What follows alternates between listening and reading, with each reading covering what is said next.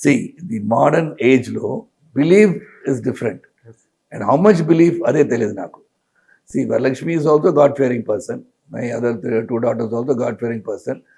But now what has happened is the fast-moving life లో or astrologer or God problem వస్తే అక్కడ ఉంటారు. Astrologer పోతే చెప్తారు మీ టైం ఇప్పుడు కొంచెం సరిగా లేదండి, మళ్ళీ సరిగా పోతుంది. ఎందుకు చెప్తారు అది? మీరు అక్కడ వెళ్ళారు కదా, ఎందుకు వెళ్తున్నారు? డబ్బు ఎక్కువ ఉంది, ఏ ప్రాబ్లం లేదు, ఏ సిక్నెస్ లేదు, హెల్త్ బాగుంది, మంచి డబ్బు వస్తుంది, మంచి పని వస్తుంది అంటే you won't see astrologer. God కూడా అలా అయిపోయింది మనకి. ఏంట్రా దేవుడు, నేను అందరం కష్టపడుతున్నాను, ఎన్నోసారి హార్డ్ వర్క్ చేశాను, మళ్ళీ ఎందుకు నాకు సక్సెస్ రాలే అంటే అక్కడ వెళ్ళిపోతా. So even everything is fine, God is forgotten. But one thing is, God is always in existence. Adi, we have to keep on hitting at it.